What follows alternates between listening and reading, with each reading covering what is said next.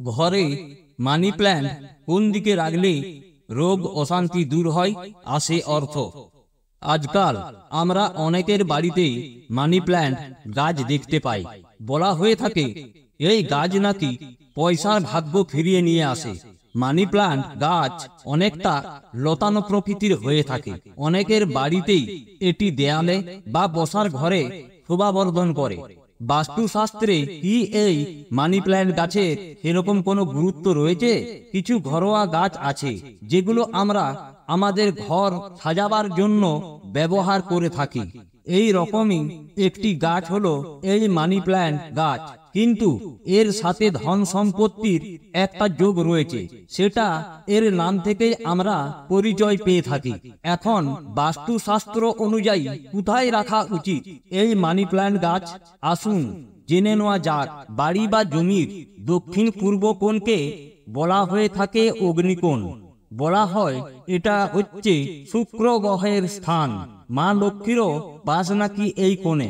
সাধারণত বাস্তুশাস্ত্র অনুযায়ী দক্ষিণ পূর্ব কোণে রান্নাঘর হওয়া বাড়ির জন্য অত্যাধিক শুভ, তাই জন্য একে অগ্নিকোণ বলা হয়ে থাকে বাস্তুশাস্ত্র মতে। কিন্তু মানি প্ল্যান্টের জন্য এই অগ্নিকোণে বিশেষ শুভ। দক্ষিণ পূর্ব কোণে যদি মানি প্ল্যান্ট গাছ রাখা হয় তাহলে সত্যি কিছুদিন পর বাড়ির অর্থভাগ্য পরিবর্তন হতে দেখা যায়।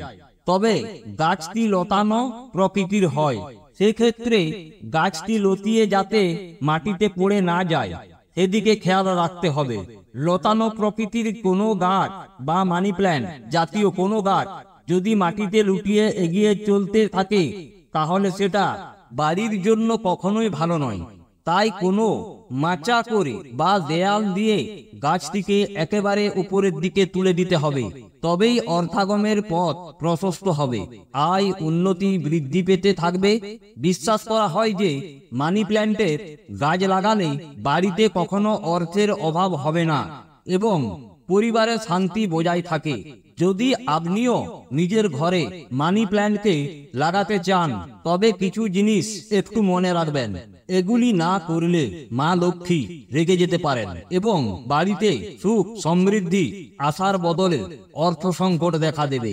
আসুন জেনে নিন মানি প্ল্যান্ট লাগানোর বিশেষ নিয়মগুলি কি কি। যদি মানি প্ল্যান্টের পাতা ও ডাল শুকনো হয়ে যায় সেগুলিকে কেটে আলাদা করে দেবেন। তবে পাতা ও ডাল নিজে না কেটে আপনার কোনো বন্ধুকে দিয়ে কাটাবেন। বিশ্বাস করা হয় যে এটি না করলে আপনার অর্থ বন্ধুদের কাছে যেতে শুরু করবে। এর সঙ্গে এটাও নিশ্চিত করতে হবে যে মানি প্ল্যান্টের পাতা নিচের মেঝে স্পর্শ না করে। যদি তারা নিচের দিকে বাঁকতে শুরু করে তবে দড়ি বা লাঠির সাহায্যে তাদের অবলম্বন দিয়ে তাদের উপরের দিকে করুন। বাস্তুশাস্ত্র অনুসারে যে মানি প্ল্যান্টের পাতা গাঢ় সবুজ সেটি আর্থিক সুবিধা দেয়। এছাড়া অনেক মানি প্ল্যান্টের পাতায় হালকা সবুজ এবং সাদা দাগ থাকে। এই ধরনের মানি প্ল্যান্ট অর্থের প্রবাহে বাধা সৃষ্টি করতে পারে। মানি প্ল্যান্ট কখনোই শুকোতে দেবেন না।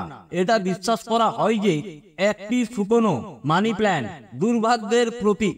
এর পাশাপাশি আপনার আর্থিক অবস্থাকেও প্রভাবিত করে এই লতানো গাছ। এমন পরিস্থিতি যদি হয়ে থাকে তাহলে মানি প্ল্যান্টে নিয়মিত জল দিতে থাকুন। এছাড়া যখনই পাতা শুকিয়ে যাবে সেই পাতাগুলি অন্য কোনো লোকের মাধ্যমে সরিয়ে ফেলুন বা এই গাছটিকে বাড়ি থেকে সরিয়ে দিন, কারণ শুকনো মানি প্ল্যান্ট আর্থিক দিক থেকে ক্ষতি ডেকে আনে।